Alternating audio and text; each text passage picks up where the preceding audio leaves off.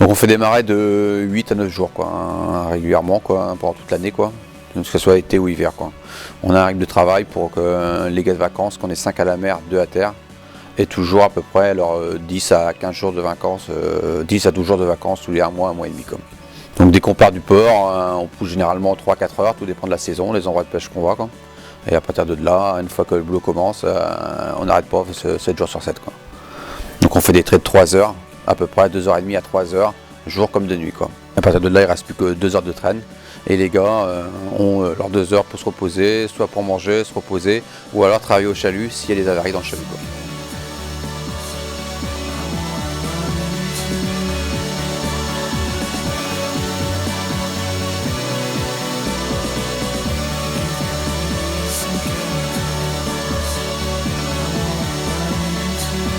En fin de compte, les saisons, les connaissances du patron, les coefficients de marée, la lune, la direction du vent, tout ça joue un rôle important. Quoi. En fin de compte, on sait grosso modo quand on part à chaque époque, chaque marée, on sait à peu près où on va aller. Quoi. Par contre, après, on joue vraiment avec les coefficients et tous les paramètres que je vais donner tout de suite. Quoi. Et c'est très important quoi. Par rapport aux poissons, ils bougent beaucoup. Quoi, en fin de compte.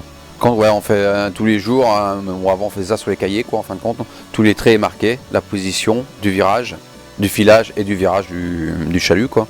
Et ça avait marqué à peu près tout le trait du chalut, quoi, niveau poids et le poisson qu'on a pêché. Quoi.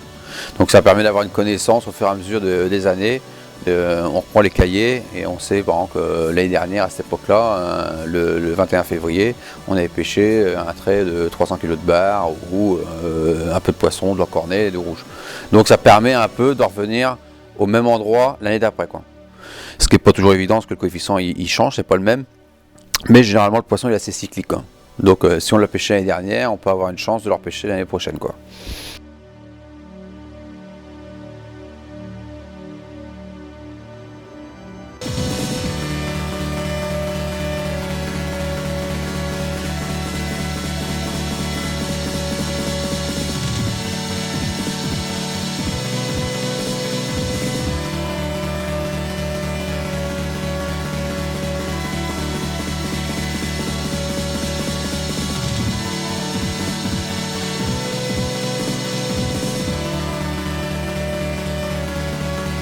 L'hiver, c'est beaucoup l'encornet, le bar, la plie, quoi, le gondin.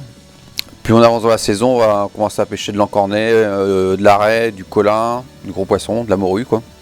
L'encornet va commencer à couper, quoi. Il va plutôt avoir la tendance de la dorade. À chaque époque, en fin de compte, il y a toujours une espèce qui part et une autre espèce qui arrive. Quoi. Mais après, il y a les histoires de pourcentage, comme l'histoire sur le cabillaud, la motelle. La seule, c'est les espèces à pourcentage. On n'a pas le droit de dépasser plus de 30% de notre capture de pêche à bord. Quoi. Donc en fin de compte, si on part de terre, il faut faire attention à ce qu'on pêche. Il faut plutôt aller viser plutôt du taco, de la roussette, du poisson qui se vend généralement pas beaucoup cher, malheureusement. Quoi.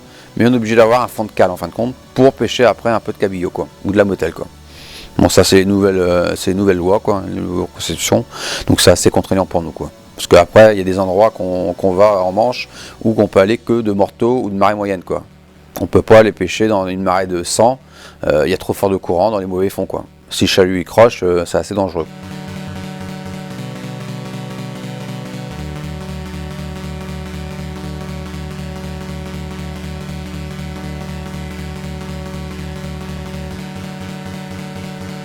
Tant que le poisson n'est pas tombé sur le pont, la manœuvre est assez délicate. On ne veut pas avoir le plaisir de voir tiens, le poisson qui est derrière, mais tant qu'il n'est pas à bord, voilà quoi. Donc voilà le plaisir un peu du métier, parce qu'après c'est toujours de la routine, la répétition.